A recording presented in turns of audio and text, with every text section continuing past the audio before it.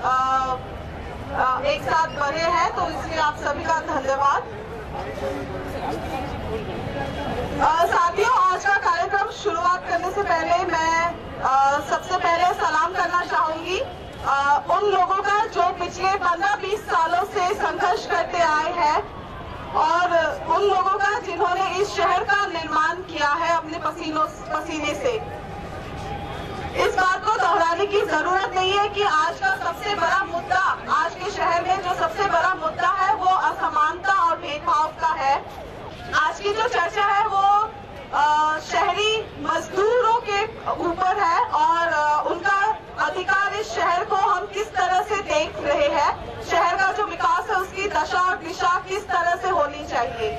तो आने वाले टाइम पे अगर स्मार्ट सिटी का जो स्कीम है अगर वो लागू हो गया तो फिर जमशेदपुर शहर जैसे छोटे छोटे टुकड़ों में हम अपने शहर में देखने का सोच सकते हैं कि ऐसे आने वाले टाइम पे हो सकता है। मैं अनुरोध करूंगी कि आज के जो वक्ता है उनको मंच पे आने की अभी मैं गुजारिश करूंगी राजू दादा से, राजू भिसे से। साथियों, जो दोनों दादा ने जो शुरू किया, दोनों भाव ने, कि शहर का जो स्वरूप है, शहर की जो निर्णय प्रक्रिया है वो किस तरह से चल रही है और वो कैपिटल मतलब पैसा कैसे प्रभावित कर रहा है उसके बारे में दोनों जी ने बात रखी। और रवि जी ने जो बात रखी वो यातायात को लेके, मतलब जो ट्रांसपोर्ट है उसके बारे में बात शुरू की और फिर शहर के नियोजन तक वो लेके आए। तो उससे ही थोड़ा आगे बढ़ाते हुए मैं बात रखूंगा कि जो शहर है वो सबसे पहले जो बड़ा मुद्दा है कि शहर के बारे में जो सोच है वो सोच किसकी है। क्या शहर में रहने वाला जो आम इंसान है वो शहर में सिर्फ जीने के बारे में सोचता है, जो डेली उसके जो प्रॉब्लम्स है वो सर्वाइवल के इश्यूज है, मतलब उसके बारे में ज्यादा उसकी सोच होती है। लेकिन भविष्य के बारे में, ये शहर कैसे होगा और ये शहर में हमारे लिए जगह कैसे होगी, उसके बारे में जो सोच का मुद्दा है वो सोच से मैं थोड़ा शुरू करता हूँ कि जो सहभागिता का मुद्दा जो है उसके साथ बिल्कुल जुड़ा हुआ है। अगर हम देखें कि 73 और 74वां संशोधन हमारे पार्लियामेंट में किया था और 73वां जो संशोधन है वो ग्रामीण क्षेत्र के बारे में था और 74वां संशोधन ये शहरों के बारे में था।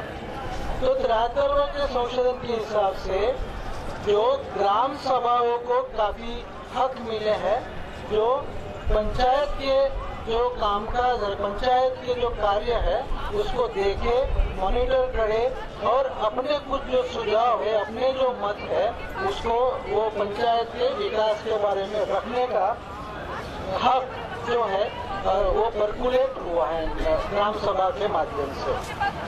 तो वहाँ पे भी इशू नहीं है, ऐसा नहीं है, लेकिन वहाँ हर गांव के व्यक्ति को एक सोचने का मौका और स्पेस है। लेकिन शहर में अगर हम देखते हैं तो शहर में जो नगर परिषद और महानगर पालिका, नगर निगम जो है उसकी व्यवस्था आखिरी व्यक्ति तक पहुंची नहीं है और वो ज्यादातर नगर सेवक तक ही सीमित है। तो जब हम शहर में जब हम सोचते हैं कि जो शहर का विकास कैसे हो, शहर आपके लिए क्या चाहिए, म्युनिसिपल बजट में क्या चाहिए, शहर के जमीन के ऊपर कौन सी जमीन पे क्या बनेगा, और क्योंकि शहर में जमीन के साथ हर चीज जुड़ी है, मतलब ट्रांसपोर्ट भी जुड़ा है, हमारा वेंडिंग का व्यवसाय भी जुड़ा है, हमारे रहने के मकान भी जुड़े हैं, हमारे जो लगने वाली जो सुविधाएं है वो सुविधाएं भी उसके साथ जुड़े हैं कि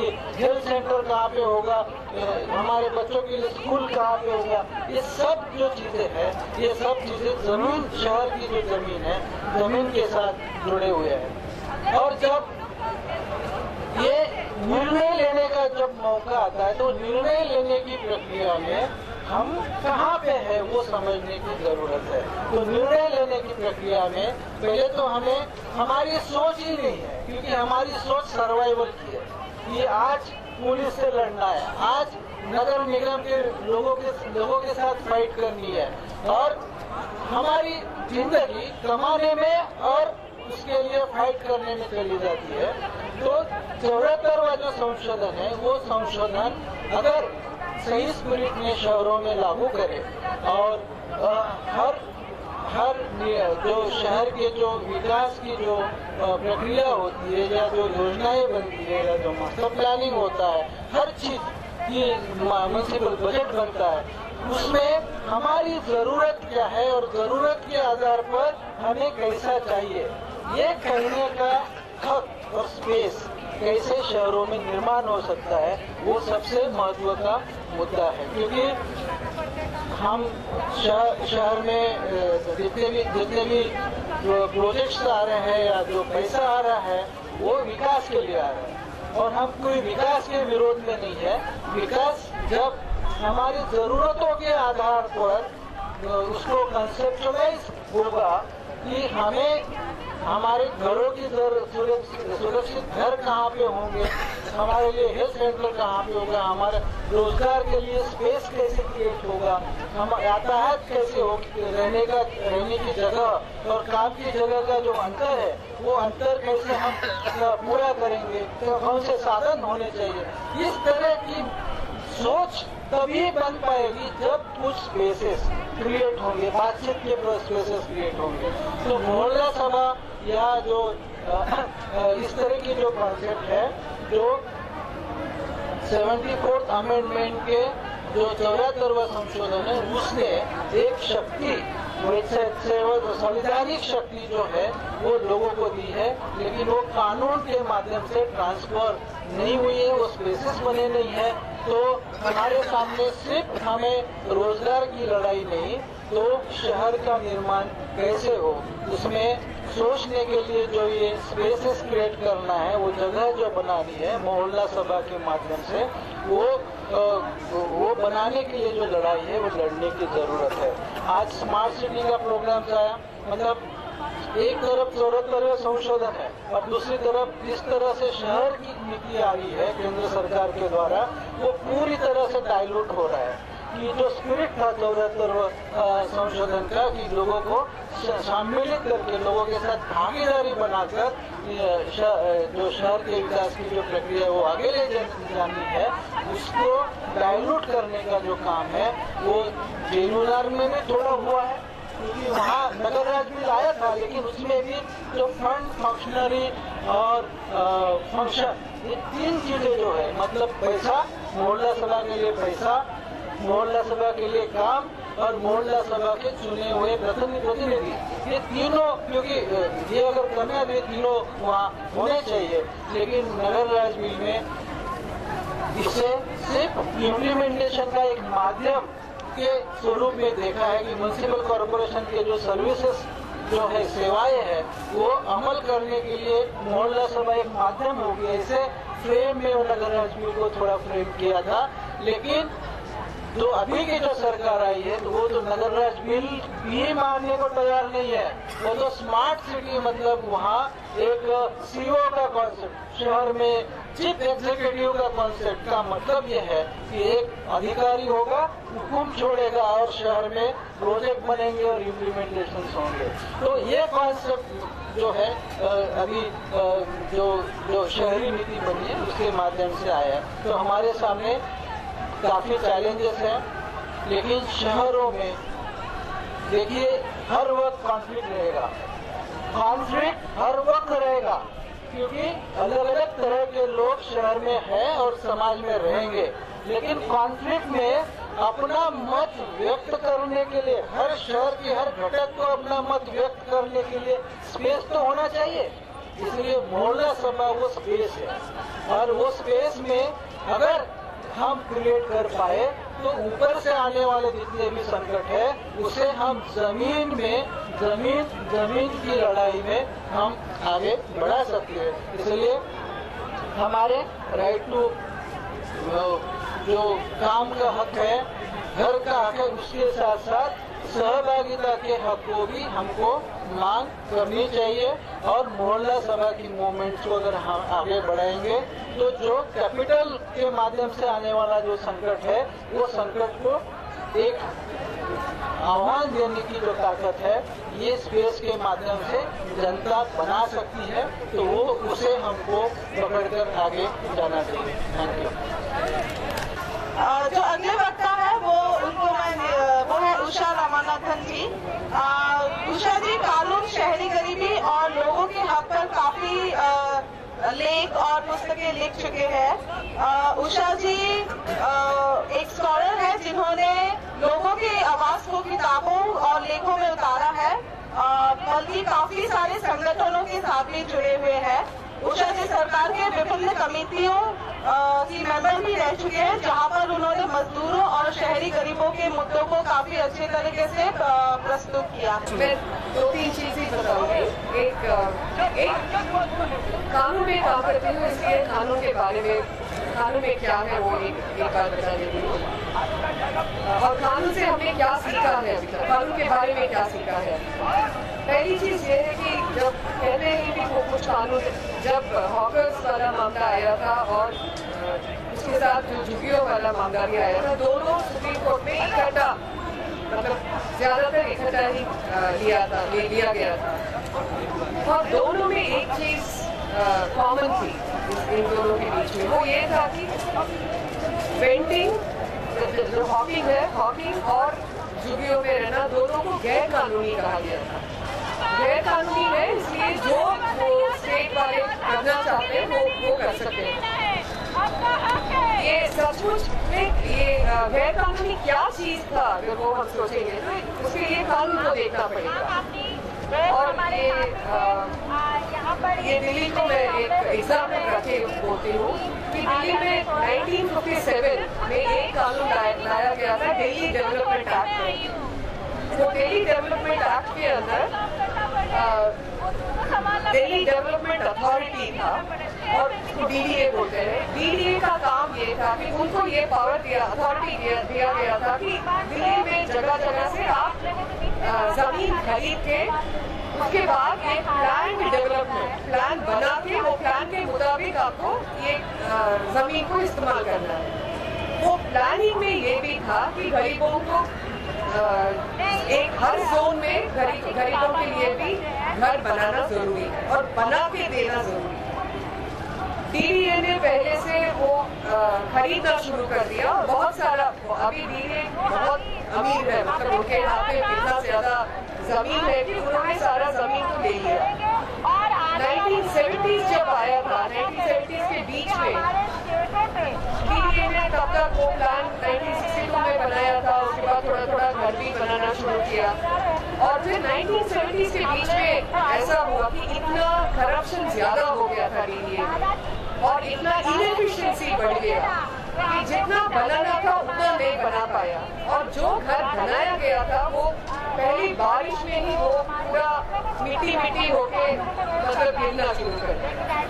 तो तब उन्होंने कहा कि अच्छा लग रहा है कि ये हम काम ठीक नहीं कर पाएंगे, लेकिन घर तो बनाना है, इसलिए हमारे पास जमीन है, हम सब जमीन, अगर आप कोऑपरेटिव हाउसिंग सोसाइटी बनाओगे, हम आपको जमीन दे देंगे, आप अपने आप घर बनाओगे। लेकिन उनका काम तभी ये था कि इकोनॉमिकली EWS में नहीं को बनाना था, उनका ही काम था वो। और तो पहली बात ये है कि उनका करप्शन और उनका इनएफिशिएंसी के कारण उनका काम आपने छोड़ दिया, और जिनके पास जो एसोसिएशन बना सकते थे, जो उसमें पैसा खर्च कर सकते थे, जो कह सकते थे कि अगर ज्यादा पैसा भी होगा हम बाद में ये हम देख लेंगे, ऐसे वालों लोगों के हाथ में मतलब बंटवारा करके वो दे दिया था।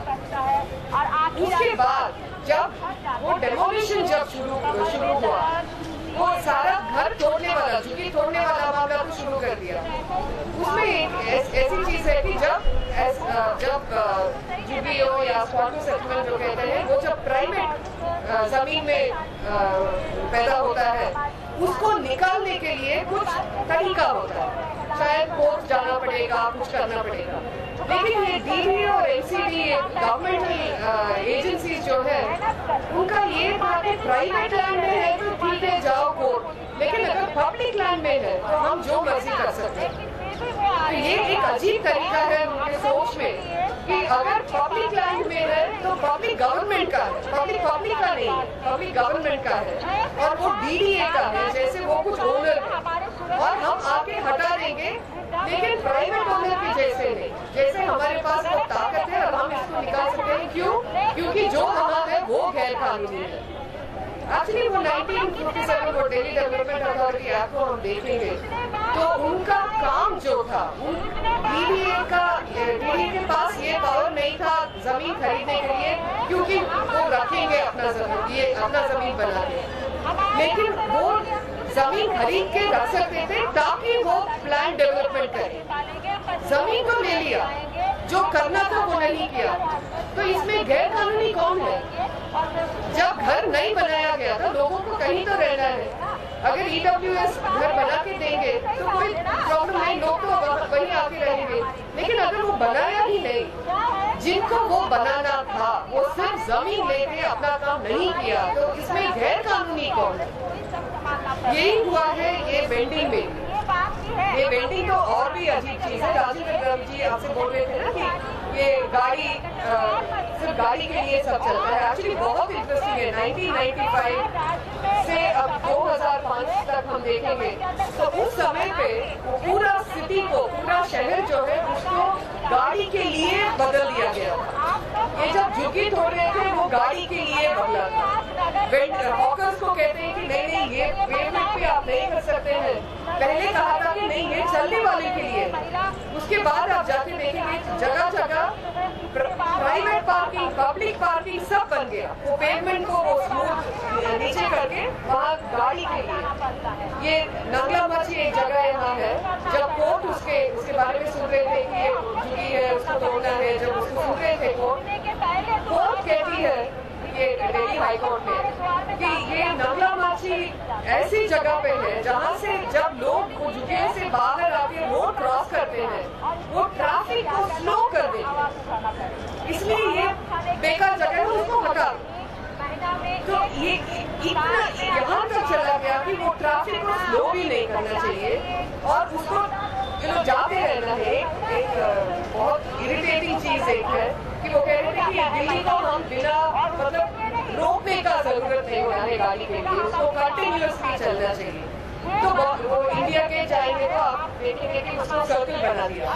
तो सर्कल में अगर लोगों को क्रॉस करना है वो हमसे कहते हैं, कभी कभी हम एक तरफ खड़े होकर वेट कर रहे हैं क्रॉस करने के लिए, तो जो हमारे दोस्त थे वो लोग कहते थे कि अरे यहाँ क्रॉस नहीं कर सकते, अगर उस तरफ होना है तो वहीं पैदा होना चाहिए था, क्योंकि ये समय नहीं छोड़ते लोग हमें क्रॉस करने के लिए।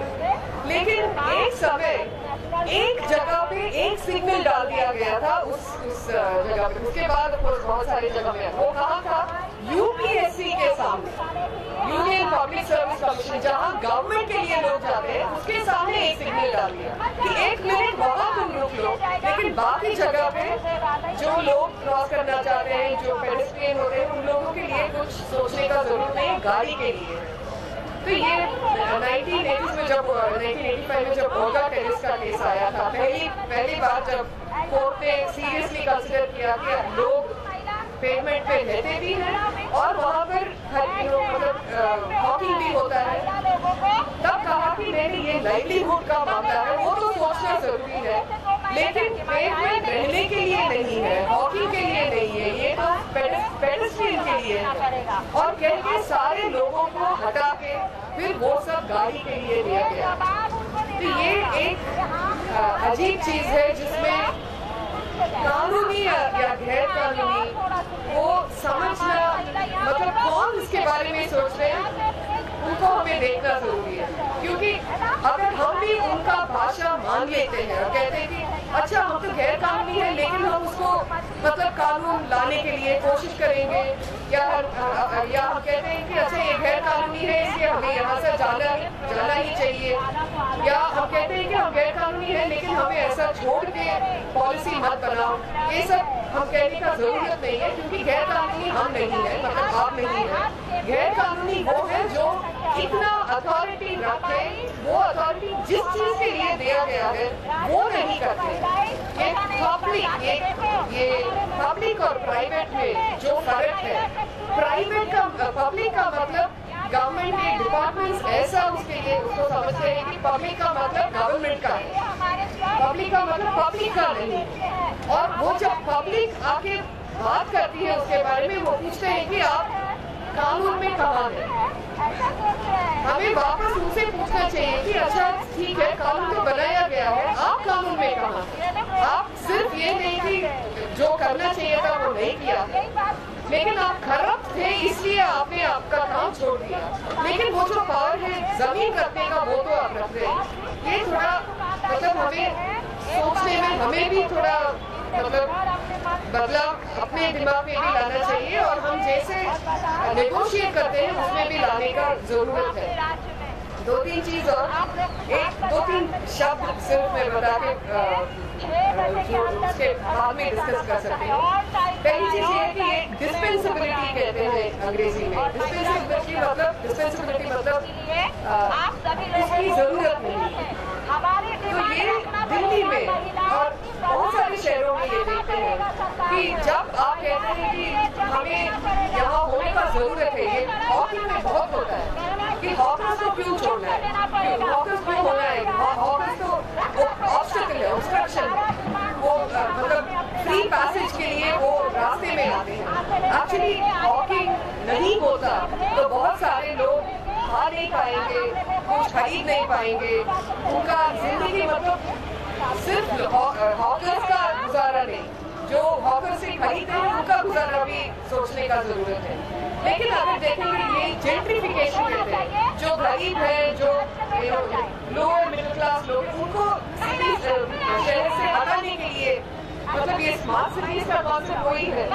स्मार्ट सिटी में एक चीज को पहले से पूछ रहे थे कि गरीब जो है आप जैसे कानून बनाया है उसमें लीगल हो सकते हैं क्या? क्योंकि ये अगर कानून मतलब कानून के अंदर होने का होना है तो वो खरीद के ही हो सकते हैं। आपको परमिशन खरीदना पड़ेगा, घर खरीदना पड़ेगा, या रेंट देना पड़ेगा, पे करना पड़ेगा। ये सब मतलब गैर कानूनी नहीं होने के लिए बहुत पैसा का जरूरत होता है। तो गरीब कभी सिटी का हकदार नहीं बन सकता है क्या? तो उसमें कुछ जानबूझ के ये जो किया जाता है उसमें ये भी है कि आप हॉकर्स से कहा जाता है, जैसे पहले के वर्कर जो आए हैं और यहाँ बसे हुए हैं उनसे पूछा जाता है कि आप यहाँ क्यों है? आप होने से अगर आप नहीं है तो हमें कोई फर्क पड़ेगा क्या? तो ये जो भी मतलब गैर कानूनी नहीं है और वो घर खरीद के रह सकते हैं, यहाँ गाड़ी में चलते हैं जगह जगह, उनका ये है कि अगर आप हमारे लिए कुछ यूज है तब आप रह सकते हैं, नहीं तो आप डिस्पेंसिबल है, मतलब आपकी जरूरत नहीं है चले जाए। और ये जो है ये डिस्पेंसिबिलिटी जो हम कहते हैं, जो आप जरूरत नहीं है जो कहते हैं, उसको हमें अटैक करना बहुत जरूरी है। कुछ नहीं करेंगे, आपको कोई देखेगा नहीं और आपका काम करके आप कहीं चले जाते हैं। ये एक तरीका है आपको इनविजिबलाइज करना, मतलब जैसे नहीं है वैसे बनाना, मतलब किसी कोई मानेंगे नहीं कि आप है ही। अगर नहीं मानेंगे कि आप है तो आपके लिए कुछ करने का भी जरूरत नहीं है, आपके साथ बात करने का जरूरत नहीं है, पॉलिसी में आपको अंदर लाने का जरूरत नहीं है, आपको पार्टिसिपेट करने का जरूरत नहीं है, कुछ भी नहीं है। अभी स्मार्ट सिटीज कॉन्सेप्ट में एक भी अभी तक मैंने नहीं सुना कि हॉकर्स के लिए जगह है, बिल्कुल ही नहीं, अभी तक मैंने सुना ही नहीं। और ये स्मार्ट सिटीज में दोनों रात हमसे कह रहे थे ना, स्मार्ट सिटीज उससे पहले कह रहे थे कि हमें प्रोडक्टिविटी जितना प्रोडक्टिव है वो देखना। स्मार्ट सिटीज में प्रोडक्टिविटी का है ही नहीं, हम सिर्फ एक कस्टमर बनेंगे बड़ी बड़ी कंपनियों के लिए। तो ये इस समय ऐसा इम्पोर्टेंट समय ऑलवेज होता है, लेकिन इस समय हमें ये सब इनका पॉलिटिक्स को बदल के दूसरा भाषा में लाना बहुत जरूरी है। तो वो भाषा हमें सीखने के लिए ही ऐसी वाली मीटिंग्स मदद करती है। धन्यवाद उषा जी। उषा जी के उन्होंने इन बातों पे हमें गौर करवाया है कि किस तरह से सरकार कानून बना रही है हमको गैर कानूनी करने के लिए। तो इसके ये शहर अधिकार, अभी आप लोगों ने ये बैनर वगैरह देखा है, आप लोगों ने आपके पास पोस्टर्स भी पहुंचे हैं। ये शहर अधिकार अभियान क्या है, इस ऐसे मंच की क्यों जरूरत है? मैं ये सिर्फ कुछ 2-3 लाइन्स बोलना चाहूंगी कि आज के समय पे हर शहर पे, भले वो छोटे स्तर पे हो या NHF के तरह बड़े स्तर पे हो, हर मजदूर, हर नागरिक अपना हक के लिए इस शहर में लड़ाई कर रहा है, संघर्ष कर रहा है। भले वो निर्माण मजदूर हो, भले वो डोमेस्टिक वर्कर हो, भले वो रिक्शा पुलर हो, कूड़े बीनने वाला हो, आप लोग स्ट्रीट वेंडर्स हो, हर कोई अपनी लड़ाई इस शहर के ऊपर अपना हक के लिए ये संघर्ष कर रहा है। तो जो एक सोच है इस शहर अधिकार अभियान का, वो ये है कि आने वाले टाइम पे एक जो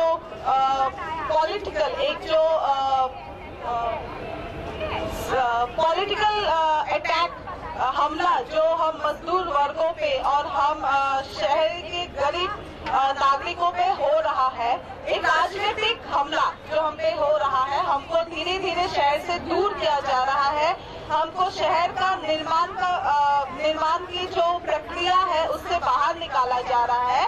उस प्रक्रिया को, उस अपने शहर में हक को दोबारा से इस्टेब्लिश करने के लिए ये शहर अधिकार अभियान मंच का गठन हुआ है।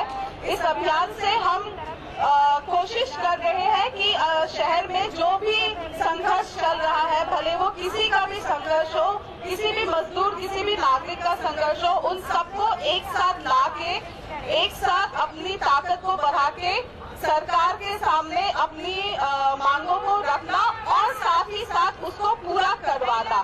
तो इसी सोच के साथ ये शहर अधिकार अभियान शुरू हुआ है। इंकलाब जिंदाबाद, इंकलाब जिंदाबाद, इंकलाब जिंदाबाद, इंकलाब जिंदाबाद, इंकलाब